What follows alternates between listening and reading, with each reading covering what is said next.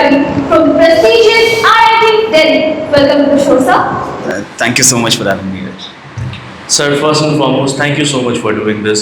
हम लोग बहुत टाइम से कोशिश कर रहे थे ये करने के लिए, and specially we wanted to do this with you because of relatively आप बहुत यंग हैं एंड हम लोग सब आपसे बहुत कनेक्ट कर सकते हैं. सारे स्टूडेंट्स, मैं, हम सब लोग कनेक्ट कर सकते हैं. For us it is very important कि जब हम लोग आपको देखते हैं we can see our selves in this. जैसे आपके काम को देखते हैं, हम लोग देखते हैं आप कितनी बड़ी चीज़ें कर रहे हैं इतने यंग एज पे, जो आई थिंक आपसे डबल एज के लोग मोस्टली करते हैं. So sir thank you so much for coming and thank you so much for being a part of this show. Thank you so much. It's totally my pleasure, and I'm happy that all of you guys still consider me young. I'm 31 now, so I'm 30. मैं तो अपने आप को young समझ रहा था. no, I consider myself young, but it's good to know that you also do that. So 30 is the new 20. अब तो I think that's what people say. I mean that's true, but that depends on the person. Like some people get old very early in life also, and some people never get old. So उसी के ऊपर sir, my first question is, what does your typical day look like for someone like you who is so busy and इतनी चीज़ें एक दिन में इतनी सारी चीज़ें करनी होती हैं? What does your day typically look like? When we start the day, our first intention is to redress public grievances. So when we start, so we mostly sit in the office from 10 to 12 a.m. 10 to 12 p.m. and then after 12 I normally try to go for field inspections. So we have a lot of projects going on. Water rejuvenation, ponds, group housings, multiple societies, townships, roofway projects. So multiple projects are going on. So I try to inspect those projects every day. Then after 3 p.m. I sit in office again, and then we have mostly meetings related to these projects and how to take our city forward. And after 5 p.m. I get a lot of files also for sanctioning, studying, reading different laws. So from 5 to 7-8 p.m. I normally do my files and other things, and then the next day starts again. Then आपको अपनी personal life के लिए time मिलता है इतने busy schedule में? नहीं, definitely. So I do make sure that, so I am really interested in sports. हाँ जी. तो मैं कुछ ना कुछ स्पोर्ट्स की एक्टिविटीज़ बीच में I keep including. तो जैसे but I keep changing my sports. So recently मुझे जिम का शौक है, तो मैं I daily go to gym since the past few months. So it has been around 4-5 months now. So I try to go after 8 p.m. or I either go in the morning, early morning, or late night. I definitely go. Plus I have a little daughter. She's 22 months old now. So definitely I do try to spend time with her, and I do spend time with her and with my wife. I think family, it's a healthy life balance between your work and your family life is very important, and your personal time. So I do make sure that I do spend time with them. Thank you so much, sir. Thank you for sharing that. Thank you. So, sir, my first question to you would be, what inspired you to become an IS, and what motivates you towards public service? So I think थोड़ी सी कहानी फिल्मी भी है इस sense में, और मुझे याद है मैं 8th क्लास में था, 7th या 8th क्लास में था, और तब चक दे इंडिया रिलीज़ हुई थी. और जब चक दे इंडिया रिलीज़ हुई थी तो आई थिंक आप सब लोगों ने देखी होगी, और उसमें कुछ मूवी में ऐसा था जो which made me very emotional. So when I went into the theatre, मैंने नहीं सोचा था कि जब मैं बाहर आऊँगा, so I was literally crying at that point of time. तो मैंने कुछ ऐसा फील किया जो मुझे और किसी चीज़ से वैसी फील नहीं आती थी. तब मुझे रियलाइज़ हुआ कि patriotism and doing something good for the community that you are living in, आप जिस सिटी में रह रहे हैं, जिस स्टेट में रह रहे हैं, जिस कंट्री में रह रहे हैं, to make this world a better place, it gives a lot of satisfaction. तो I think that movie change my life. और चक दे इंडिया देखने के बाद फिर मैंने धीरे धीरे, ऐसा नहीं था कि तब मैंने डिसाइड कर लिया था, फिर मैं जब कॉलेज गया तो आई सॉ डिफरेंट प्रोफेशंस, अलग अलग प्रोफेशंस में क्या काम रहता है. तो it was a decision which was made by heart as well as mind. So it was a mixture of both of these factors, but definitely more based out of heart.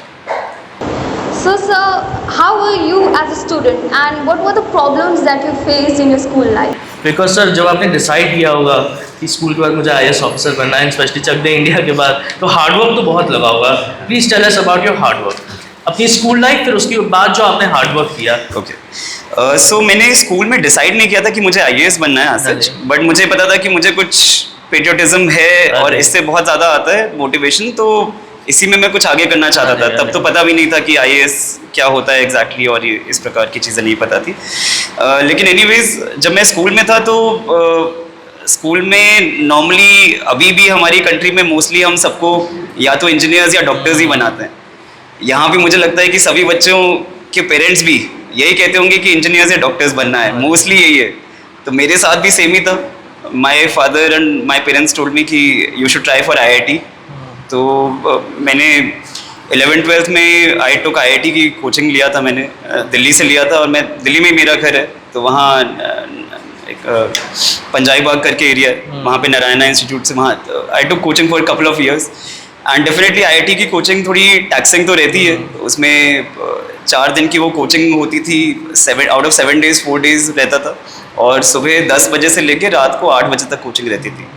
तो 10 घंटा वहाँ पे कोचिंग रहता था। But I think the most important thing जो मुझे उसमें realise हुआ, जो मैं सभी स्टूडेंट्स को भी कहूँगा, कि जो भी आप कर रहे हैं आप उसको एंजॉय करके करेंगे, तो आपको मेहनत नहीं लगेगा।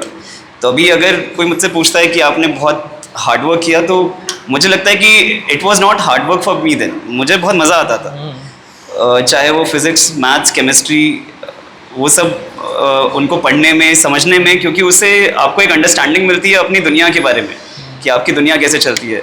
आज के समय माइक कैसे चल रहा है, अगर कोई मुझे यही बताएगा तो बहुत मज़ा आएगा ना समझने में कि ये कैसे काम कर रहा है ये माइक, या जहाँ बैठे हैं ये लाइट्स कैसे काम कर रही हैं, एवरीथिंग, मतलब सो एनीथिंग एंड एवरीथिंग। सो कुछ भी नया सीखने में मज़ा आना चाहिए। तो वो आप सभी लोगों को, अगर सभी बच्चे ये इन्जॉय करने लगेंगे, तो आपको कोई भी चीज़ जो है वो हार्डवर्क नहीं लग के, you will feel it like a game. जैसे आप जब स्पोर्ट्स खेलते हैं तो मज़ा आता है। आप कभी नहीं कहोगे कि मुझे 4 घंटा मैंने स्पोर्ट्स खेल लिया, बहुत मेहनत हो गई। कोई नहीं कहेगा 4 घंटा क्रिकेट खेला, बहुत मेहनत हो गई। No one says that. But 4 घंटा पढ़ाई कर लो तो लोग कहते हैं मेहनत कर लिया। तो ये डिफरेंस जो है ये हमारी थिंकिंग में है कि क्या चीज़ को मेहनत कहते हैं और क्या चीज़ को हम एंजॉयमेंट कहते हैं या स्पोर्ट्स कहते हैं। तो सिमिलरली UPSC की तैयारी में भी डेफिनेटली पढ़ाई करनी पड़ती थी। मैंने I did it for around 2 years, 2 साल किया, और 2 साल में भी हर रोज़ ऑन एन एवरेज 8 से 10 घंटे सीरियस पढ़ाई करके डेफिनेटली ये एग्ज़ाम के लिए आई वॉज वेल प्रिपेयर्ड। सो ये तो करना पड़ेगा। But even in UPSC I enjoyed it a lot. UPSC में एक मेजर पार्ट है जैसे न्यूज़पेपर पढ़ना।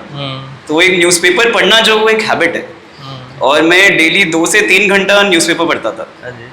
और आपके जो भी नेशनल अफेयर्स हैं, इंटरनेशनल अफेयर्स हैं, आपको इतना उनके बारे में पता चलता था, and that brought a lot of happiness कि how does the world work around you. So और एक वो हैबिट है जो कभी नहीं छूटती है। जैसे आज भी मैं सुबह उठता हूँ तो सबसे पहले मैं न्यूज़पेपर पढ़ता हूँ। मेरे मोबाइल में न्यूज़पेपर की ऐप इंस्टॉल्ड हैं, चाहे वो इकोनॉमिक टाइम्स हो या इंडियन एक्सप्रेस हो, TOI हो, तो वट एवर इट इज़, मुझे जब भी टाइम मिलता है तो मैं मोबाइल ऐप खोल के मैं न्यूज़ ही पढ़ रहा होता हूँ। So these are all habits, and these habits depend on your interest. Yes. Thank you, sir. Thank you. Sir, as the Vice Chairman of VDA, what are your top priorities for the city's development? So, there are multiple set of priorities, but I think it can be summarized under one roof to make the city more livable while preserving its cultural heritage. तो ये बहुत ज़रूरी है हमारे लिए कि हम जैसे जैसे शहर बढ़ता जाए, अगर हम सोचें कि अगर एयर पोल्यूशन बढ़ गया, बहुत अच्छी बिल्डिंग्स बन गई, चमकते हुए हाईवेज़ बन गए, बट मान लीजिए जैसे दिल्ली में हो रहा है, नवंबर-दिसंबर के टाइम पे वहाँ एयर पोल्यूशन इतना ज़्यादा हो जाता है कि कोई भी एयर प्योरीफायर के बिना घर पे नहीं रह पाता, दिक्कत होती है। मैं भी अपने पेरेंट्स को कहता हूँ कि आप यहाँ शिफ्ट हो जाएं। तो लेकिन अभी धीरे धीरे वहाँ दिल्ली में भी खैर इसको टैकल किया जा रहा है, but we need to create a city जिसमें हम ग्रोथ के साथ साथ ये इंश्योर करा पाएँ कि सबसे इम्पोर्टेंट है लिवेबिलिटी।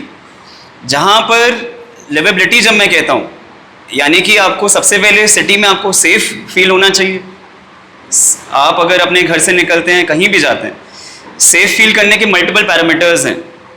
एक तो फिजिकल सेफ्टी है डेफिनेटली, सेकंड है आप घर से निकले तो आपको, अगर आप फुटपाथ पे पैदल चल रहे हैं तो ये नहीं आपको डर होना चाहिए कि कोई व्हीकल आएगा पीछे से, कुछ एक्सीडेंट हो जाएगा। एंड व्हेन आई से it should B for everyone, her age group के लिए, आपके लिए भी, आपसे छोटे बच्चों के लिए भी, बड़े बच्चों के लिए भी, एंड और बड़े लोगों के लिए।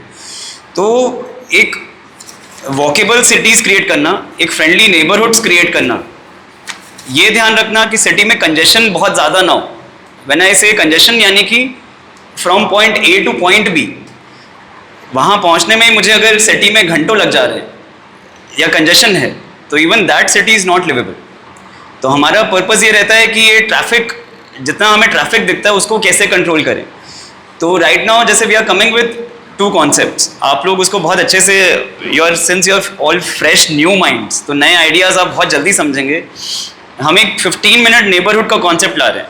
15 मिनट नेबरहुड का मतलब ये है कि आपको पूरे दिन में जहाँ भी जाने की ज़रूरत पड़ती है आप वहाँ 15 दिन में पहुँच पाएँ, 15 मिनट में पहुँच पाएँ, सॉरी।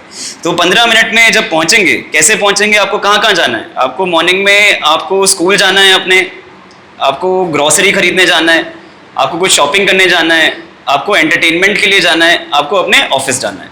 यही चीज़ें हैं 5-6, हॉस्पिटल हो गया, इसके अलावा या कुछ और हो गया, 5-6 अम्यूनिटीज़ हैं जो आप डेली यूज़ करते हैं। अगर ये अम्यूनिटीज़ इस तरीके से लोकेटेड हों कि आपके बिल्कुल ये सराउंडिंग एरिया में ही हों और आप चल के वहाँ 15 मिनट में पहुँच पाएँ, तो इससे बेटर और क्या हो सकता है। आपको अपने यहाँ से गाड़ी ना उठानी पड़े, गाड़ी उठा के आधा घंटा 1 घंटा दूर ना जाना पड़े। तो ये जो हमारी नई टाउनशिप्स आ रही हैं, नई टाउनशिप्स हमारी हरौवा के पास आ रही हैं, वर्ल्ड सिटी एक्सपो आ रहा है, तो वहाँ पर we are trying to do this. इस तरीके का हम मिक्स लैंड यूज़ रखें कि सारी फैसिलिटीज़ साथ में। सेकेंड, इसी तरीके से जैसे पूरे इंडिया का, पूरे एशिया का पहला अर्बन रोपवे आ रहा है, which is connecting cantonment station to temple. दोनों तरफ हम ट्रांजिट ओरिएंटेड डेवलपमेंट कहते हैं उसे, TOD। तो TOD में हम क्या करते हैं कि जहाँ पे हमारा मेट्रो है या ऐसे सिस्टम्स हैं मोबिलिटी के, मास मोबिलिटी सिस्टम्स जहाँ पर हैं, उसके दोनों तरफ हम FAR एक्स्ट्रा देते हैं। FAR एक्स्ट्रा देने का मतलब, जैसे अगर आपको अभी करंट में 3 मंजिला बिल्डिंग अलाउड है तो आप उसको 4 या 5 मंजिल भी ले जा सकते हैं। एक्स्ट्रा FAR में क्या होगा, आपका वहाँ पे कमर्शियल भी आ सकता है, घर भी आ सकता है, हॉस्पिटल भी आ सकते हैं, ऑफिसेज भी आ सकते हैं। तो यानी कि ये सारी चीज़ें आपके रोपवे के अराउंड लोकेटेड हैं। तो रोपवे के अराउंड लोकेटेड होने में आप रोपवे का ही यूज़ करके, आपको गाड़ी नहीं उठाना पड़ेगा, किसी और मोड से नहीं जाना पड़ेगा, आप रोपवे को यूज़ करके आप जा सकते हैं। So that improves liveability. ऐसे ही अभी हमने VDA के थ्रू पार्क्स लिए हैं पूरी सिटी में। We have taken 75 parks for 25 CR। आपकी क्लीन एयर के लिए बहुत ज़रूरी है। आपके पास कुछ कम्युनिटी स्पेसेस होने चाहिए। आप इवनिंग में जब आप घर जाते हैं तो आप अपनी फैमिली के साथ कहाँ जाएंगे, कहीं जाएंगे एंजॉय करने के लिए। तो जैसे बनारस में तो घाट है, Banaras is endowed with it, but apart from Ghats आपको ग्रीन एरियाज चाहिए जहाँ पे आप जा सके अपनी फैमिलीज़ के साथ। इसमें 2 ऑप्शंस हैं कि या तो आप एक बीच में बहुत बड़ा पार्क क्रिएट करें या पॉकेट पार्क्स क्रिएट करें। पॉकेट पार्क्स का मतलब है कि आपके घर के पास में ही पार्क है। जैसे आपको बच्चा अगर खेलने जाना है शाम को 5 बजे, तो आपको ये ना सोचना पड़े कि मैं मम्मी के साथ गाड़ी उठा के या पापा के साथ गाड़ी उठा के आधा घंटा दूर पार्क में जाऊँ अपने दोस्तों के साथ खेलने के लिए। That should not be the case. हम चाहते हैं कि आपके घर के with in 5 to 10 minutes of walking, एक कंफर्टेबल, एक स्मूथ वॉकिंग में ही, सेफ वॉकिंग में आप पार्क तक पहुँच पाएँ। तो आप अपने बच्चों, अपने दोस्तों के साथ आपको जो खेलना है आप वहाँ पे बेसिक एटलीस्ट फैसिलिटीज़ हों, ओपन जिम हो, वहाँ झूले हों, कुछ ओपन एरिया हो बैडमिंटन क्रिकेट खेलने के लिए। तो इस तरीके के पार्क्स लेना बहुत ज़रूरी है। इसी तरीके से व्हेन आई से सस्टेनेबिलिटी, तो बहुत ज़रूरी है कि हम पॉन्ड्स को अपने प्रिजर्व करके रखें। तालाब, बनारस हमेशा से तालाबों के लिए हमने जाना जाता रहा है, बहुत तालाब हैं बनारस में, लेकिन इनको प्रोटेक्ट करना जो है वो हमारी जिम्मेदारी है। इसको एक फॉरेस्ट ऑफ ब्लिस भी कहा गया है। पहले के आप रिकॉर्ड्स देखेंगे तो उसमें फॉरेस्ट ऑफ ब्लिस कहा जाता है वाराणसी को, यानी कि यहाँ इतना ग्रीनरी था, इतने तालाब थे। तो ये हमारी कुछ प्रायोरिटीज़ हैं as VDA। How do you manage the stress? इतनी सारी चीज़ें एक साथ करना, इतने सारे प्लान एक साथ एग्जीक्यूट करना, और it takes a toll on, मतलब किसी के ऊपर भी। How do you manage it? So I would again say I don't see it as stress, and we really ये करने की एक अपॉर्चुनिटी मिलना, ये भी एक बहुत सेटिस्फैक्शन है हमारे लिए. तो whenever we are able to do something, it is very satisfying. So I would not call it stress definitely. It's actually a happy hormone कि ये काम करने से आज ये शहर में ये बेटर होगा. Sir, so you mentioned Varanasi ropeway project. मैं उसके ऊपर आना चाहूँगा. This is an iconic project. मतलब आई डोंट थिंक वर्ल्ड में कहीं भी ये रोपवे इस टाइप में कहीं भी हुआ है. So how does it feel to be part of the history? मतलब आप तो हिस्ट्री में चले, हिस्ट्री बुक्स में आप लोग सब चले जाएंगे, and you are part of it, you are the main person who is executing it. नहीं, definitely it's very satisfying. As I said कि हमारी सर्विसेज का बेस्ट पार्ट ही ये है कि that we get to be part of such projects. वो हमें implement करने का मौका मिलता है. इसमें आपको एक बहुत इंटरेस्टिंग फैक्ट बताता हूँ. जैसे हमने रोपवे क्यों डिसाइड किया, ये I always discuss when I go.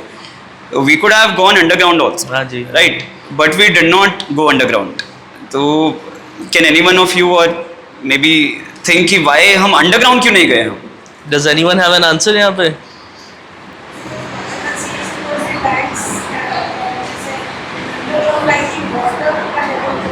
We do have technologies उसके लिए. There is something else. There is some other reason. Any more guesses किसी के? I think everyone's clueless, sir. So it has to do with the fact कि Varanasi is one of the oldest living cities. तो आप जितना भी आप नीचे आप खोदते जाते हैं, आप एक्सकेवेशन करते जाते हैं, तो नीचे आपको लेयर्स मिलती ही जाती है which are archaeologically very important. जैसे राजघाट की तरफ आर्कियोलॉजिकली एक्सकेवेशन हुई थी, तो वहाँ 4000-5000 साल पहले के रिमेन्स मिलते हैं. तो अगर हम नीचे जाते, अभी भी आप देखेंगे जो आपकी जब वो कचौड़ी वाली गली की तरफ हम जब जाते हैं, तो आपने देखा होगा एक शिव जी का मंदिर है जिसको शीशे के थ्रू हम देखते हैं. मतलब आप शीशे में देखेंगे तो आपको नीचे दिखेगा मंदिर. तो इसी तरीके से और कई फ्लोर्स नीचे तक ये मिलते रहते हैं रिमेन्स. तो हम इन आर्कियोलॉजिकल रिमेन्स को, हम अपनी जो सिविलाइजेशनल रिमेन्स हैं, हम उनको अफेक्ट नहीं करना चाहते थे. So that is why we decided कि अंडरग्राउंड नहीं जाना है. तो और इसी की वजह से जब हम देखते हैं, जैसे दिल्ली का मेट्रो है, वो भी पॉसिबल नहीं था क्योंकि उनमें जो पिलर साइज है वो बहुत बड़ा है. उतना आप गोदोलिया की तरफ आप जाओगे तो उतने में तो पूरी सड़क जगह ही नहीं है. तो कहाँ पर और कोई आता अगर वहाँ. तो इसीलिए रोपवे पे डिसाइड किया गया. तो ऐसा नहीं है कि रोपवे हमने फैंसी करने के लिए यूज़ किया. It was a practical necessity, जिसकी वजह से रोपवे का सिस्टम जो है वो लाया गया. इसमें जो पिलर साइज है, जितने एरिया में हम आप बैठे हैं हम तीनों, इतने में एक पिलर आ जाएगा रोपवे का. तो इतनी ही हमें जगह चाहिए उसके लिए इफेक्टिवली. तो that is why it was. Thank you sir. Thank you. Sir, what advice would you like to give to young civil servants and those aspiring to become an IAS? So,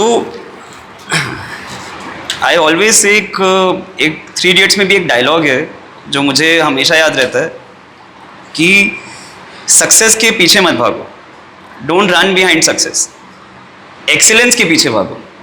अगर आप excellence के पीछे भागोगे तो success खुद आपके पीछे झक मार के आएगी. That is the dialogue. So I really believe in it.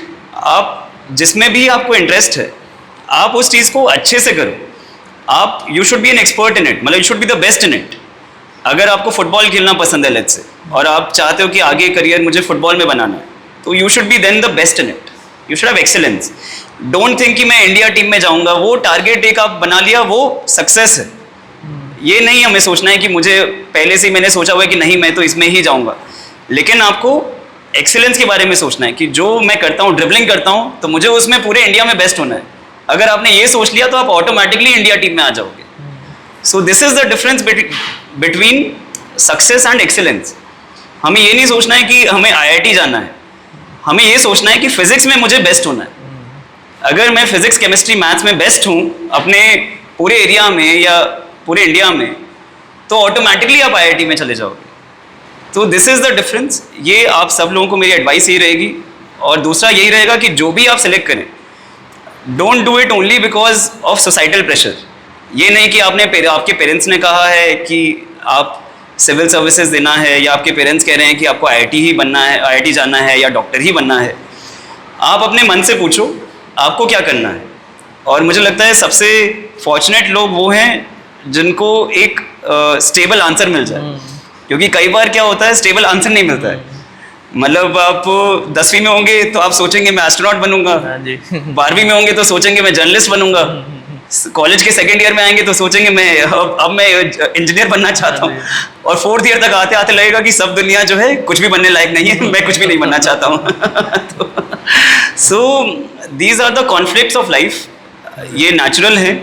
जैसे जैसे आप बड़े होते जाओगे तो आपका थॉट प्रोसेस चेंज होते जाएगा, ऐसा स्टैटिक नहीं रहता है। तो but it is always good कि उस टाइम पे आपको जो लगता है कि मुझे बनना चाहिए, आपके मन से आवाज़ आ रही है, एंड ऑल्सो मन के साथ से it should be a sensible decision also, it should not just be like कि मतलब आपको दोनों चीज़ें मैच करनी है, but it should be driven by heart. That is my advice to all the young people. Sir, as a student, how can we contribute to VDA and the society? So, I think in a democracy, all of us have a very important role to play. So, आप लोगों के बहुत important roles हैं और बहुत छोटी छोटी चीज़ों में। मैं जैसे एग्जांपल देता हूँ, फुटपाथ्स जो हैं हमारे, आपके घर के सामने भी मुझे लगता है कि कुछ चांसेस होंगे कि एनक्रोच्ड होंगे।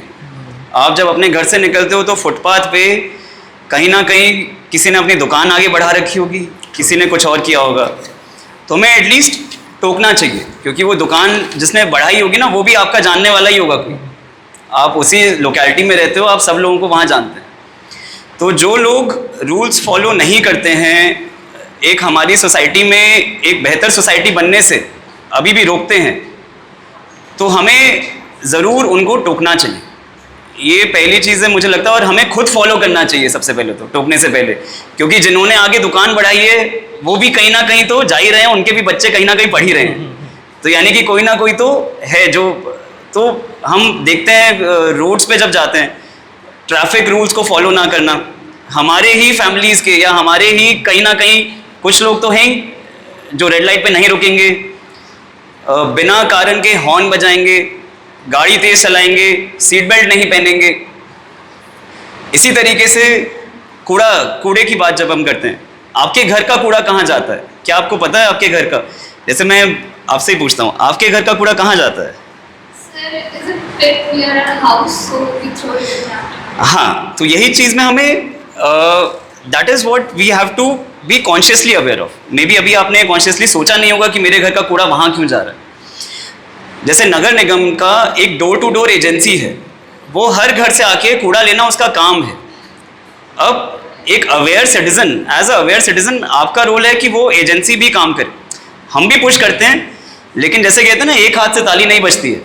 जब तक सिटीजन अवेयर नहीं होगा तब तक ये उम्मीद करना कि सब कुछ सिर्फ एक पार्टी ही करे और हम लोग कुछ ना करें, वो एक अच्छा रिजल्ट नहीं ला पाएगा।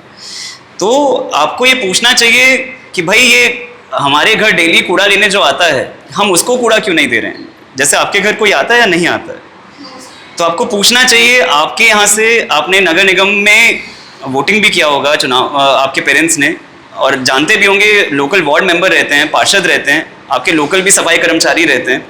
आप पूछिए कि हमारे घर पे वो क्यों नहीं आ रहा है, मैं उसको बाहर क्यों कूड़ेदान में फेंकूँ? वो व्यक्ति जो घर आएगा कूड़ा लेने, वो जाके ट्रीटमेंट प्लांट तक लेके जाता है। तो आपका कूड़ा कभी भी ज़मीन पे नीचे टच नहीं होना चाहिए। बेसिकली प्रिंसिपल ये है, वो जब उस पर्सन के पास गया वो सीधे गाड़ी में डालेगा, गाड़ी से सीधा वेस्ट ट्रीटमेंट प्लांट में जाएगा। तो ये कुछ घर, जब आप अपने कमरे से निकलें तो बिजली को ऑफ करना, fan, AC, cooler, whatever, lights, ये वेस्ट ना करना। तो there are so many small things, अगर हम इन सब चीज़ों का फॉलो करें तो ऑटोमेटिकली हमारी सोसाइटी जो है उसमें आप इतना ज़्यादा इम्प्रूवमेंट देखेंगे। ये सब इम्प्रूवमेंट्स हमें अपने अंदर लाने हैं, अपने अंदर के साथ साथ अपने फैमिली में भी लाने हैं, अपने पेरेंट्स के साथ, रिलेटिव्स के साथ, अपने दोस्तों के साथ, सबको टोकना है। अगर कोई आपने देखा कि नीचे फेंक रहा है चिप्स का पैकेट, आप ज़रूर टोकिए उसको कि आप क्यों फेंक रहे हो, आप रूल क्यों तोड़ रहे हो, रेड लाइट क्यों क्रॉस कर रहे हो, सीट बेल्ट क्यों नहीं पहने हो। जब तक आप लोग सवाल नहीं पूछेंगे सही सवाल, तब तक चेंज नहीं होगा। तो यही चीज़ मेरा आप सब लोगों का एडवाइस है कि आप, बहुत इंपॉर्टेंट रोल है आप लोगों का बनारस को और बेहतर बनाने का। Sir, I have a 2-part question आपके लिए। Number 1, who has been your mentor in your life, and दूसरा, who is the person in your life जिन्होंने आपकी लाइफ में सबसे ज़्यादा आपको इन्फ्लुएंस किया है? So I think these are both very difficult questions, and I think as such मैं ये कहूँगा कि हम जिनसे भी मिलते हैं हम आई ट्राई कि हर एक से कुछ ना कुछ अच्छा सीख कर आगे बढ़े. See every person has some good aspects and some maybe not so good aspects. कोई भी पर्सन जो है भगवान तो नहीं है. तो मेरे भी कुछ अच्छे पार्ट होंगे, कुछ हो सकता है इतने अच्छे पार्ट नहीं होंगे.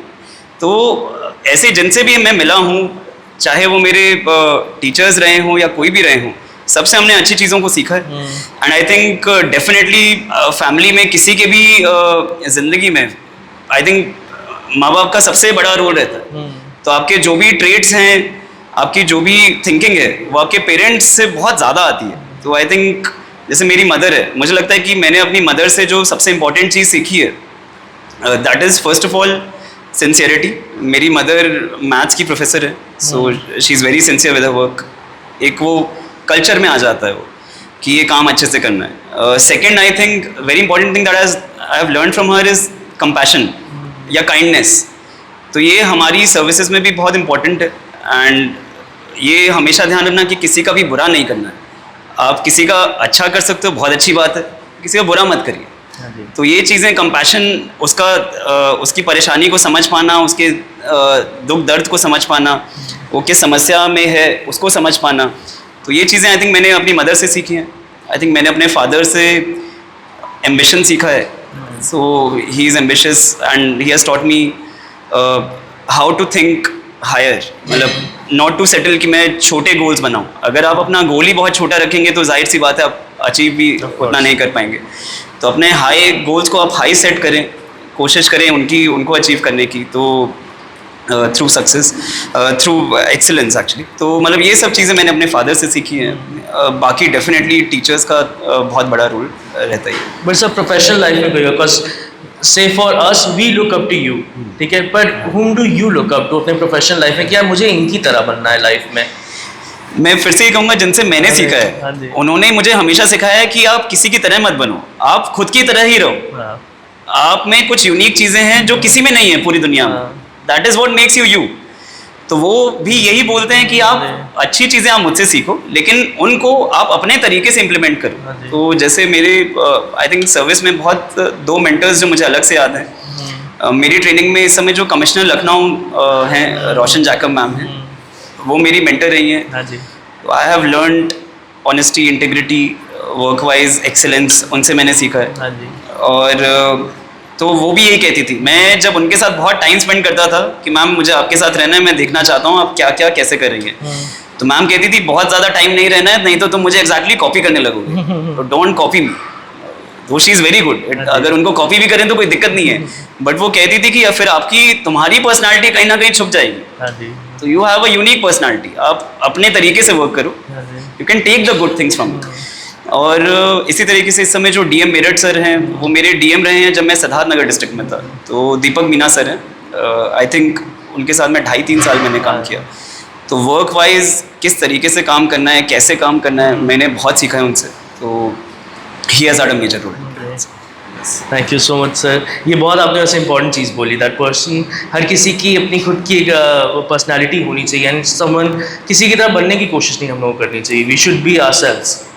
और ये स्पेशल मैसेज है उन सारे स्टूडेंट्स के लिए जो सलमान खान या अपने आप को सब समझते हैं. Please sir, in the and I have a question. हम सब लोगों के लिए एक मैसेज आपकी तरफ से, जो हर कोई, जितने लोग हम लोग यहाँ इस हॉल में बैठे हैं, आपकी तरफ से एक मैसेज हम लोग के लिए. आई थिंक मैं ऑलरेडी काफ़ी मैसेज दे चुका हूँ. सर आपसे जितने मैसेज आ जाए उतने कम है, because everything is a learning. हर चीज़ से कुछ लर्न करने को मिलता है. So I think I would just say that we should first of all be good human beings and then strive to be something else. So that is very important, and I think that's it. Thank you sir. Sir, as for the last question, I'd like to ask you that how do you see the future of Varanasi? So I think Varanasi has something which is not there with any other city. कोई भी city इससे compete या किसी इसके आसपास भी नहीं आ सकती. बहुत ही यूनिक स्टेटस है. एंड आई सी कि मैं आने वाले सालों में एक बहुत अच्छी, बहुत लिवेबल सिटी, जो अपने सारे ट्रेडिशंस को, कल्चर को, हिस्ट्री को रिस्पेक्ट करते हुए और अपने सभी सिटीजन्स के लिए एक बहुत अच्छी लाइफ बना रही है, मैं ऐसे इसको आने वाले सालों में सिटी को वैसे देखता हूँ। Dear audience, we have come to an end of this episode. A huge thank you to our guest, Pulkit sir, for sharing his incredible insights with us today.